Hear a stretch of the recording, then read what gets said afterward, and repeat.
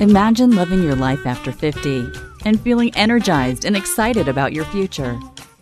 Welcome to the Women in the Middle podcast, the podcast for women who are ready to figure out what they want and create the life they deserve. Here's your host and Master Certified Life Coach, Susie Rosenstein. Hey there, today's episode is all about someone who went from designing experiments in a nuclear physics lab to writing historical fiction novels and danced with her dogs along the way. Let's go. Welcome back to the podcast Women in the Middle. I'm your host, Susie Rosenstein, your Master Certified Coach and Midlife Mentor, and I am so glad to be here with you again for this week's episode, which is about an interesting journey to retirement happiness and is about dog dancing through life and reimagining retirement as a writer with Joyce A. Miller. And yes, there's an interesting nuclear physics laboratory piece of the story too. So if you're someone who's starting to think about retirement, this show is for you. If you're someone who would love to be clear about your passion in life, this show's for you. And if you're someone who's curious about dog dancing and or becoming a writer, this show is also for you. And one more thing, if you're someone who's looking to reimagine retirement options that don't look like your parents' retirement or even the way retirement looked on 70s and 80s sitcoms, this show is for you. Sounds pretty good, doesn't it? Well, you are right. It is. But just quick, I want to let you know that the Women in the Middle Academy group coaching program is open for enrollment. So if you've been feeling stuck lately, like you know you're meant for more, but you just can't figure out what to do or how to get there, the Academy may be a great fit. Working together can help you go from wasting valuable time and worrying about having regrets to feeling happier and fulfilled by regret-proofing your life. Just imagine what it actually feels like to be excited about what's to come.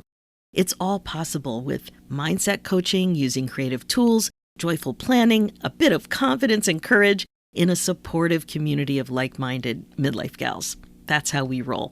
So you won't believe what it feels like to be on the other side of stuck. Head over to www.talktosusie.com and book your free momentum call, and we'll see if joining us in the Women in the Middle Academy is a good fit for you. Can't wait to see your name in my calendar. Okay, now let's dive in. Today's episode is all about dog dancing through life and reimagining retirement as a writer with Joyce A. Miller. Joyce is a writer living in Richmond, Virginia. Before she started writing, she worked for over 30 years as a mechanical designer at a nuclear physics laboratory. Yes, you heard me correctly. And today's interview is about her journey to a fulfilled retirement experience. Now, Joyce has written and indie published 2 books. The first is called Joe Harris, the Moon, and it's historical fiction based on the true story of Miller's grand uncle who played baseball in the 1910s and the 1920s. The second is Look, You're Dancing, a memoir of dogs, dance, and devotion. It's a memoir of Miller's adoption journey of 6 greyhounds over the past 20 years and how she danced with several of them. Joyce is also a member of James River Writers. Now, I have to say, this is a really fun and interesting interview about quite a creative approach to retirement and retirement planning. So please enjoy. Hi, Joyce. Thanks so much for joining us today on the Women in the Middle podcast. Thank you for having me. Well, as you know, I'm super excited about this whole topic of pre-retirement and retirement and reimagination and just really re-examining what's possible for you. So when your application came in, I thought, oh, this one's going to be interesting. I'm very happy to have the chance to talk to you. So let's start a little bit by talking about what was going on in your 40s, and then we'll just lead into when you started to think about making a change. So in my 40s, I was working as a mechanical designer in a nuclear physics laboratory. Oh, just like all your friends. That's such a common job. I'm sure everyone has done that at one point or another.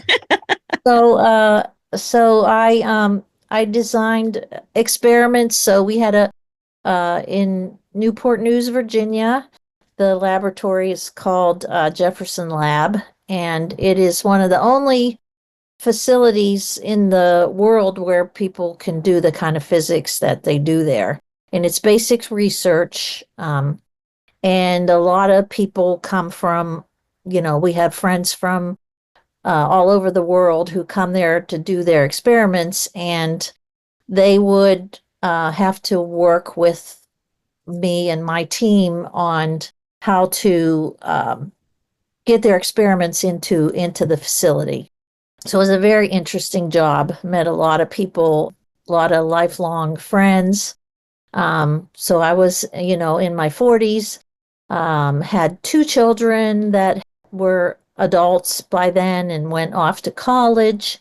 And so I was interested in doing some other things to keep me busy when my kids were gone. And so I did Greyhound rescue and Ooh. trained two of the Greyhounds to uh, do a dog sport called canine freestyle or dog dancing.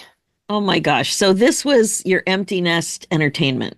That was my empty nest entertainment and also a relief from the physics. It was a very challenging job and just gave me something fun to do and to break that, brain stuff I had to do.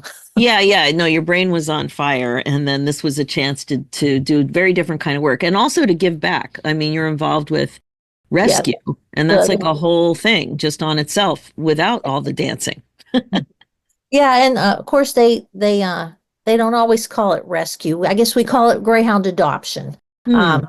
So, there's a big discussion in the greyhound world about um, they just need to be retired and adopted out to homes after they're done racing. They do love racing.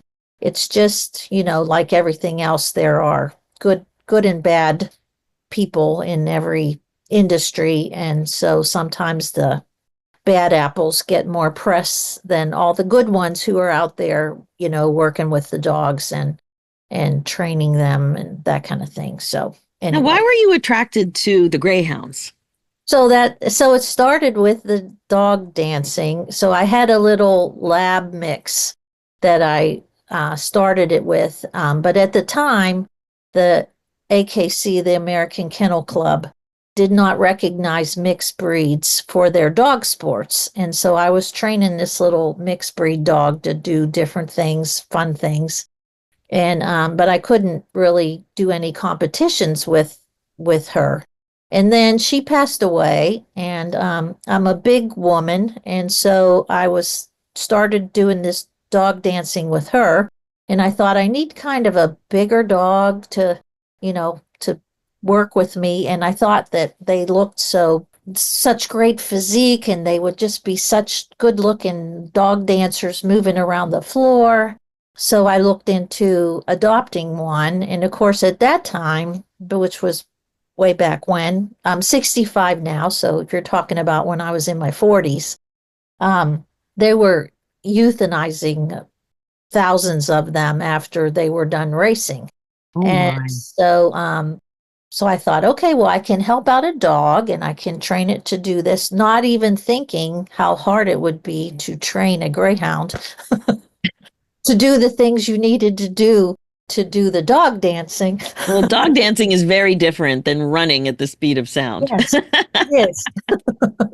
And Is so that, did I make a right analogy? Speed of light? And maybe that should have been speed of light. speed of light, yeah. Or Well, I need, speed of sound is good too, but oh, speed of thank light is you. more the accepted term. Well, I'm so glad that I had the opportunity to ask a physicist. Um, yeah, so that's really different. Now, had you been interested in, first of all, any kind of competition before No, and no, any kind of dance, no, any kind of performance sport? no, no to all the questions. You But know what? It's so interesting to me to hear you saying this. When I was a kid, we were involved in dog shows with St. Bernards. okay, And as a kid, I showed in the puppy class. St. Bernard's a big puppy, but uh-huh. um, I just remember the performance part of it, which is nothing like what you're talking about. It's just being judged and walking around and setting your dog up and this and that. And I was nervous. And then I had, I don't know, it's just interesting to me. This is so different than anything you've ever done. So, on the one hand, my eyebrows and my jaw are just like, wow. And on the other hand, I'm thinking, ooh, this is such good practice for reimagining what's possible when it comes to retirement. Right, exactly. It's perfect. Yeah, and I had a different kind of a childhood. I had my mother owned a bar, and so we spent a lot of time at the bar helping out and that kind of thing. So I didn't have dance lessons.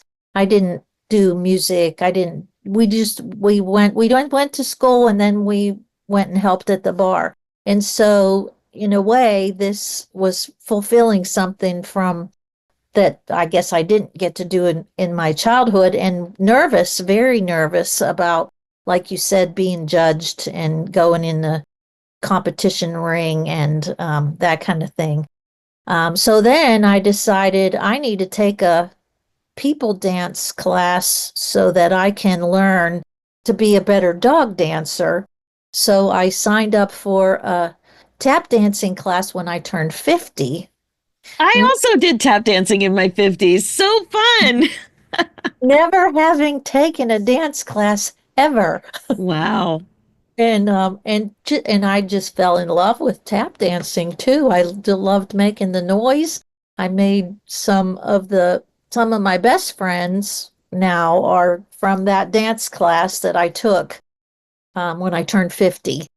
Wow. And Were there any 5-year-olds in there with you, or was it an adult class? it was an adult class, but we did put on a recital every year, and we did have our little number, which was funny, like you're saying, how women um, want to change when they hit that part in their life. And so when our class would come on the stage and do our little tap number, the women, the other mothers of the little kids were like, you go, like you guys are fantastic, and I would never get up there and do that. And Oh um, my gosh. but it did entice a number of them to come and try it with us, anyways. So That's adorable. So you were role modeling, trying rocking midlife. trying to rock midlife and just tell people, you just got to do it. Just try. So you are definitely sounding like you're having a lot of fun. And then when did you start to think about the next phase of life, like ending this formal career?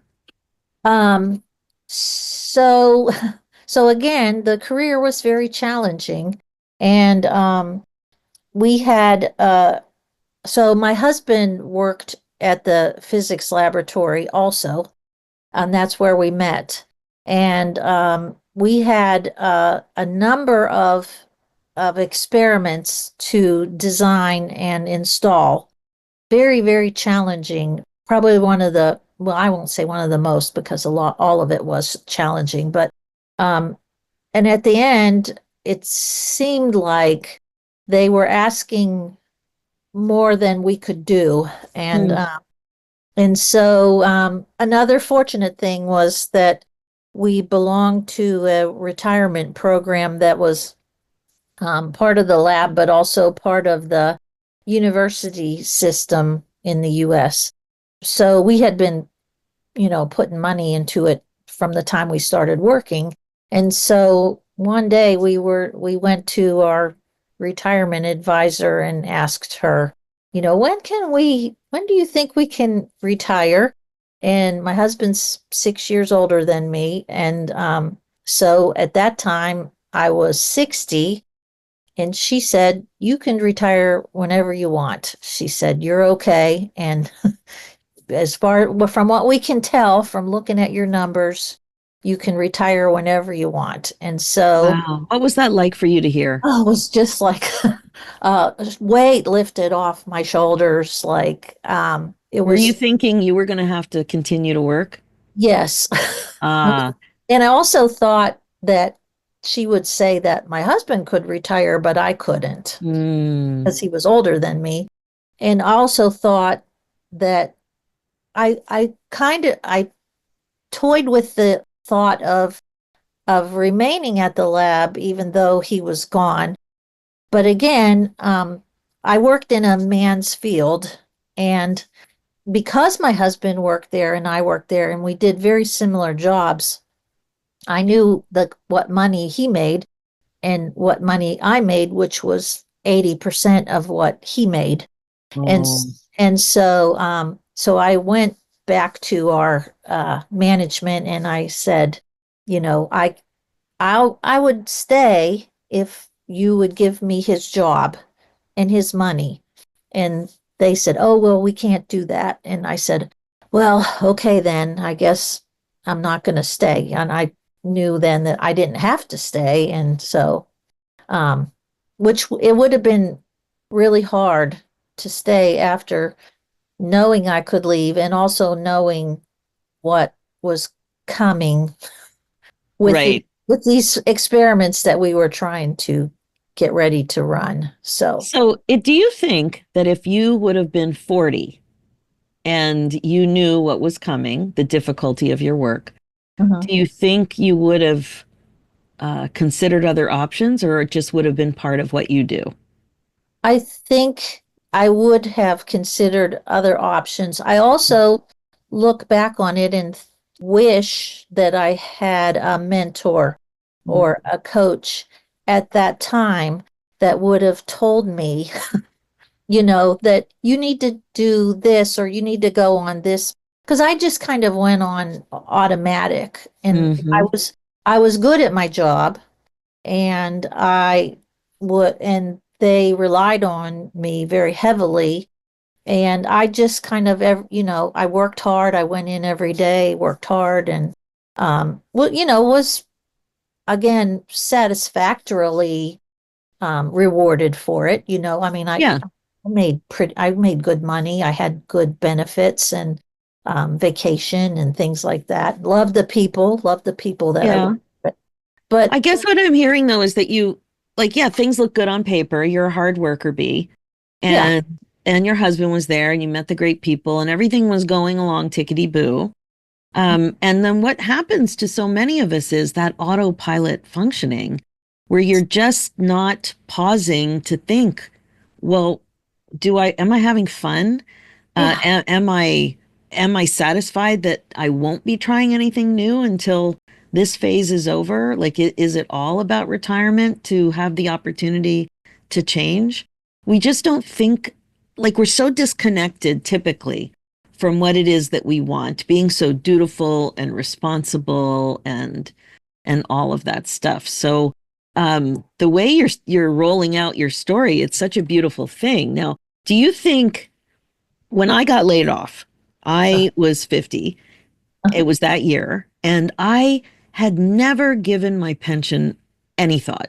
I uh, had never booked an appointment. I had no clue what was going on. I didn't understand any of the terminology. I just didn't have any interest or what I thought was a need.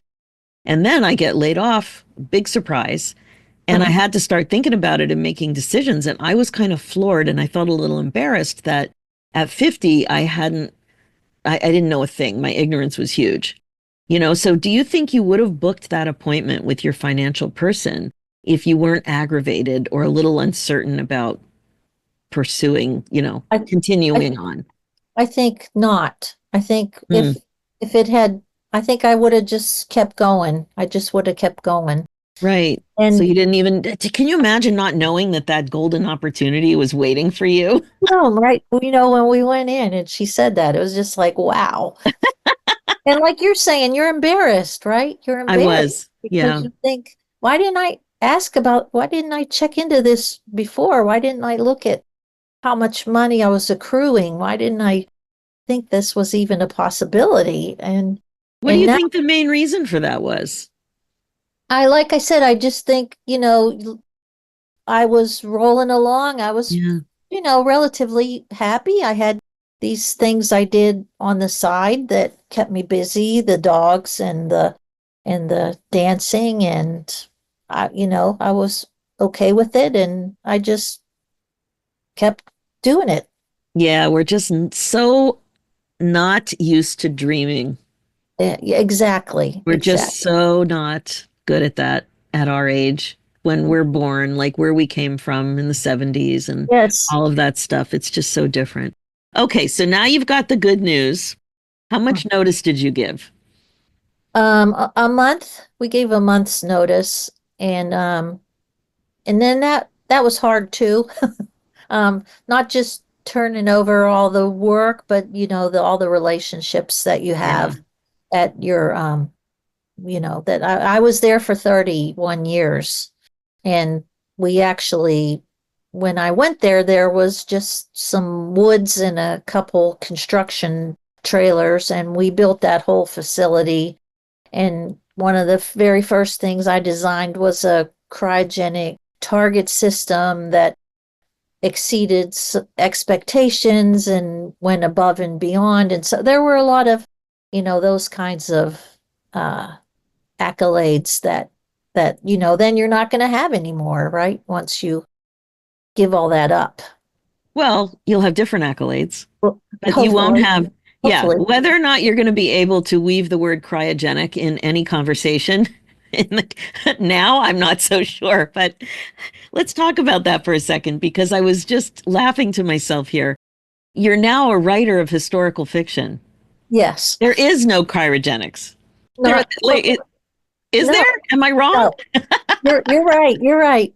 Not in the ones I've written so far. Correct. Okay, so we're going to dive into that in just 1 second, but I have one more question. So now you've given notice and you've got 30 days.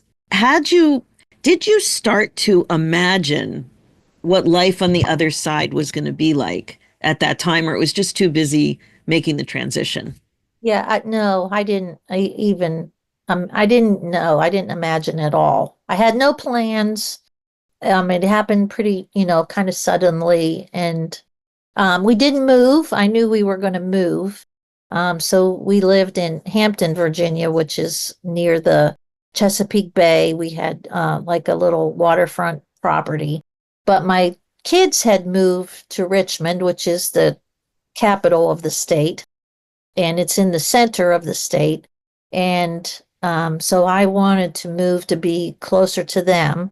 And I also wanted to give up the house and all the yard work and all that kind of thing. And so we moved into a condo. And so I knew we were doing that, but I didn't know other than that what I was going to do with my time or what any of it. And it's also unusual that you and your husband were on this, on the same path. You both had to figure things out and you were Yes. retiring from the same place with the Yes. same kinds of friends. Yes. And yeah, that's fascinating. Now, I've have talked to lots of people who have noticed, lots of women, that they end up having an easier time than their husbands do because of the friendships and the Ex- interests. Exactly. He had an awful time. Oh, It was really, really hard for him, and he went through a lot of anxiety and depression. And I think oh, I think men are more the work is them, where yeah. the work for me, it was, of course, it was very important, but like I said, I also had these other things that I did, and Yeah.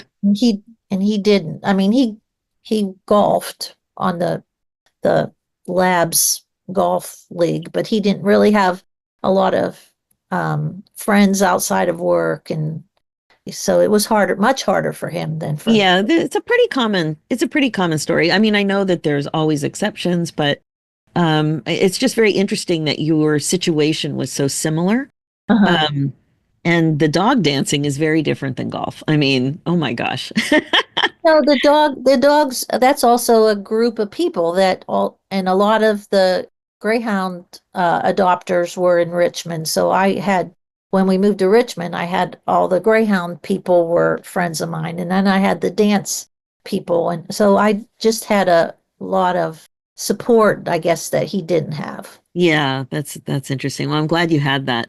Okay, now When did you get an idea to write historical fiction? Because my goodness, it's so different than what you'd been entertaining yourself with. So when I was a kid, I always liked to write and do artwork and painting and anyway. So I always liked it. And so, of course, we retired in 2019. And in March of 2020, the world shut down.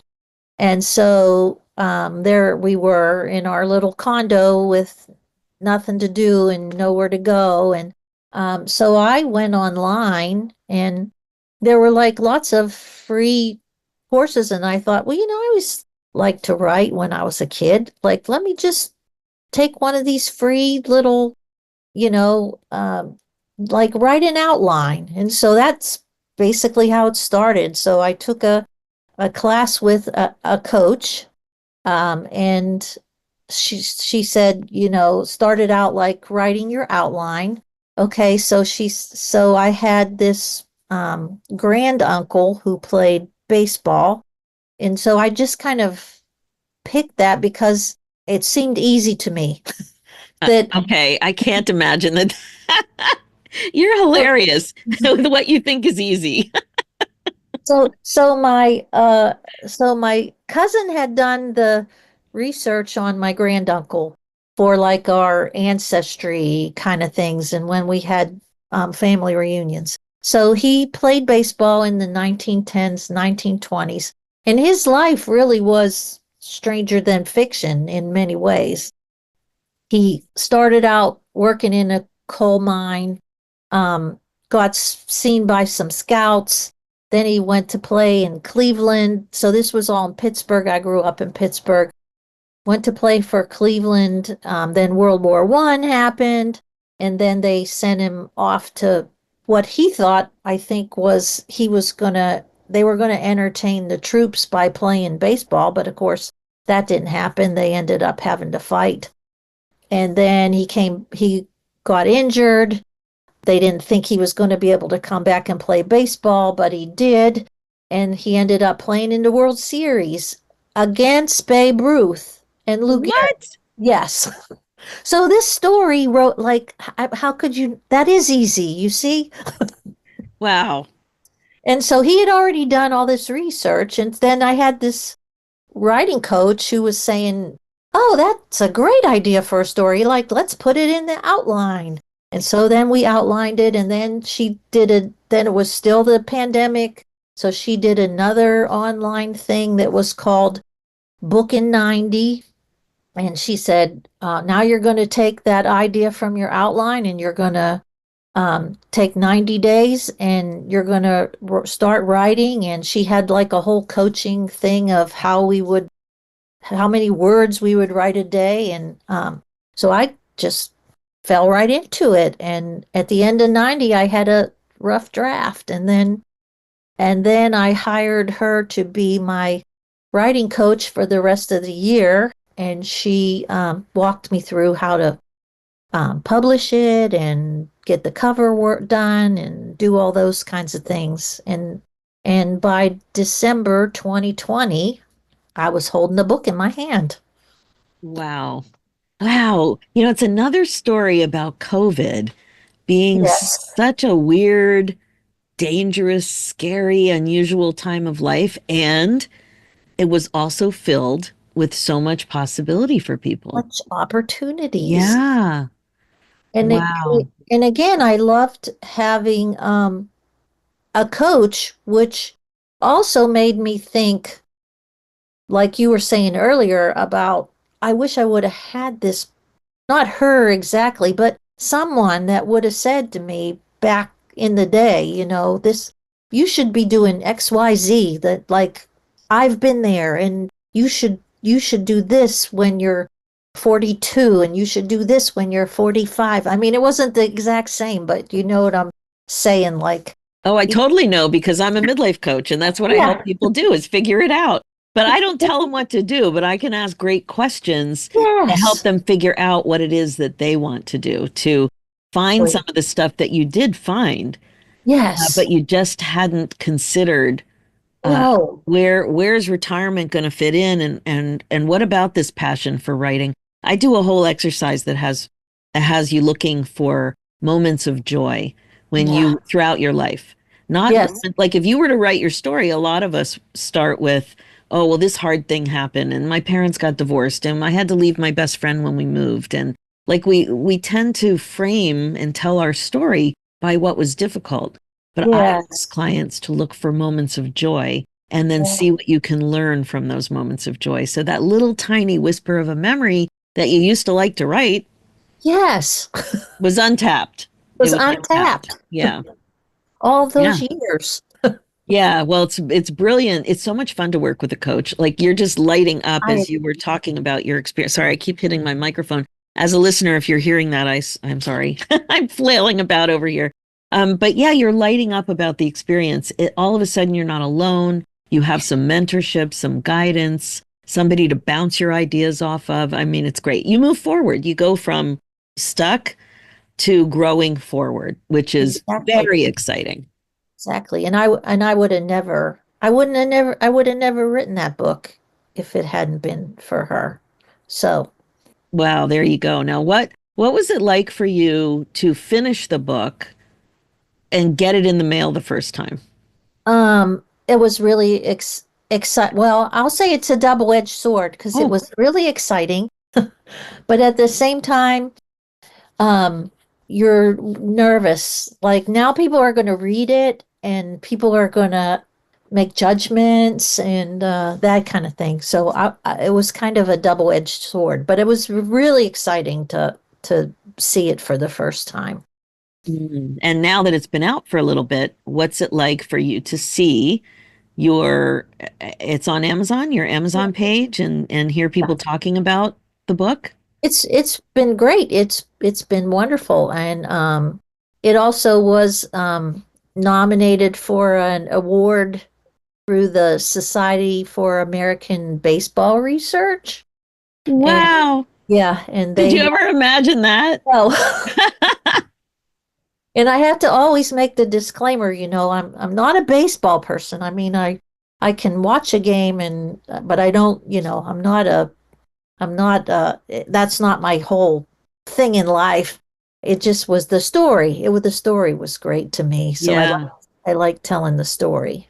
So what has this accomplishment meant for you now that you have it under your belt and you're thinking about the future? So the future is that now I consider myself a writer and Wow. and not a nuclear physics designer anymore. And so when I want to introduce myself now, I say, I'm a writer and I write historical fiction. And working on now my third book, and now I'm with a publisher, so I'm not gonna, yeah, I'm not Wow. doing it myself, which has Wow. also has I'm still learning. Um, But it how did that happen? Did you pitch or did they find you? I pitched, and it's a publisher, small press that's here in Richmond, and Congrats. That's amazing. so yeah, and so but they go much slower than I did when I did it myself. Mm. Because for instance, I've been in the editing process right now and I just finished my third edit and if this was me when the editor has it, I'd be working with the cover designer doing the cover and they do one thing and then the next thing and then the next thing. So it's taken a lot longer than if I had done it myself, but we'll see. It'll be interesting to compare the two processes in the end. Yeah, that's great because that'll help inform you, what else you want to do. Yeah. So it's so fascinating. You've changed your narrative Mhm. about who you are and what you're capable of. And your concept of your identity, like what you said was for decades, you were thinking of yourself in one way, you're a sciencey nuclear girl, and now you're a writer, which is Yes. it's the arts. It's the arts, yes. And again, like you were saying, where you want people to think where they get joy. That's from back when I was a kid. That was what gave me joy was writing, painting, um, doing work with crafts and things like that. And that also even extended to my dogs was, that that was a more creative thing that I did that was, Yes. to try to, I guess, fulfill a need in me. Yes. Oh, I'm tickled that you found that.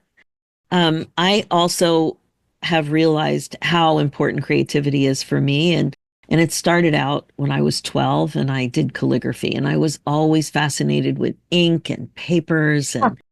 and alphabets and letters and all of that. And a few years ago, also during COVID, I became a certified Zentangle teacher.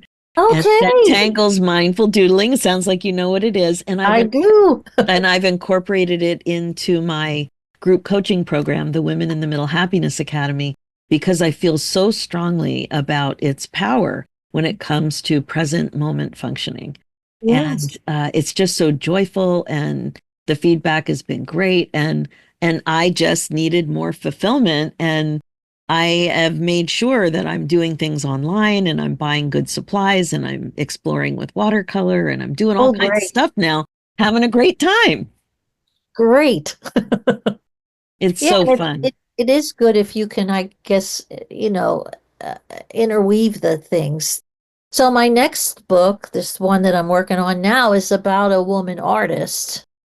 I was So, going to guess that. And I was so happy. This complimentary. I have got to move this thing because I'm afraid I'm making a lot of noise with the microphone. I keep bumping into it. I love how you're blending your interests. This is such an important thing for everybody to really think about when you are stuck and trying to put yourself in a box. The mhm. box that's not yet created is quite likely a blend of things that you love or transferable skills, Uh-huh.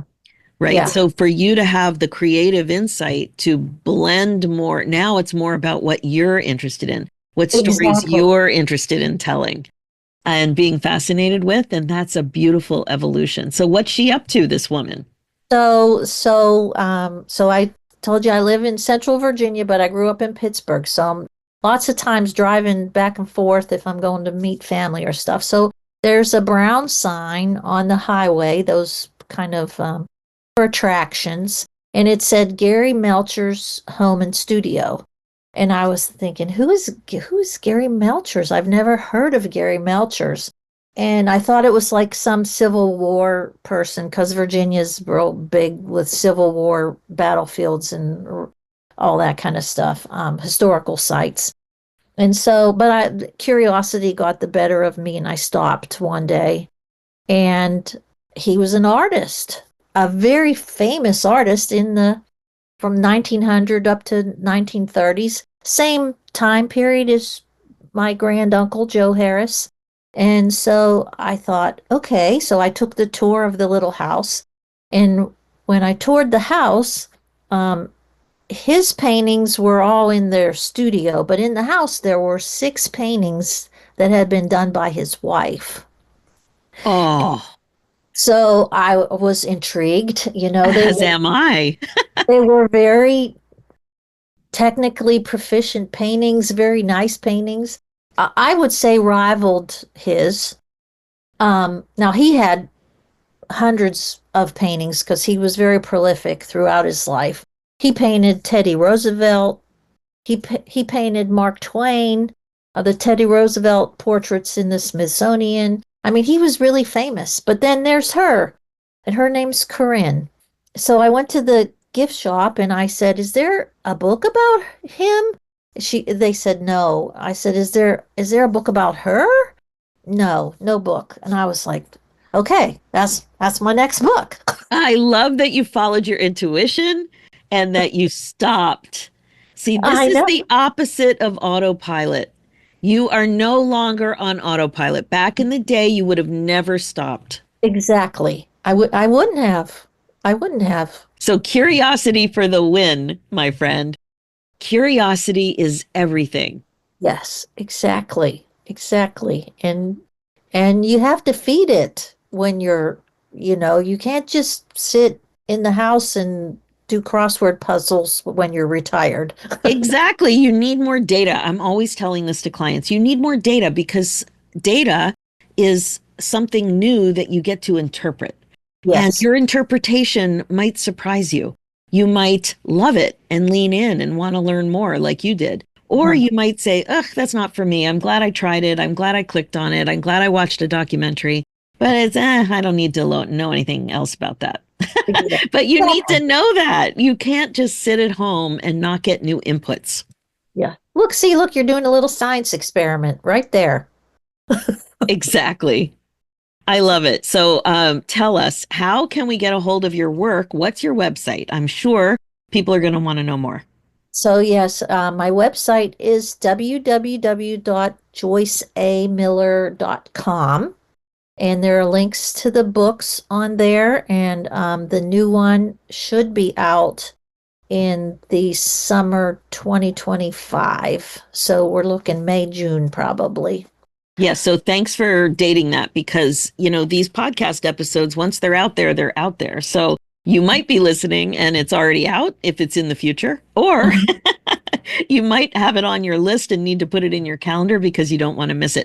But you'll always see updates on Joyce's website, I'm sure. So start there, joyceamiller.com, a nice, easy name to remember. And of course, I'm going to have your links in the show notes. Great.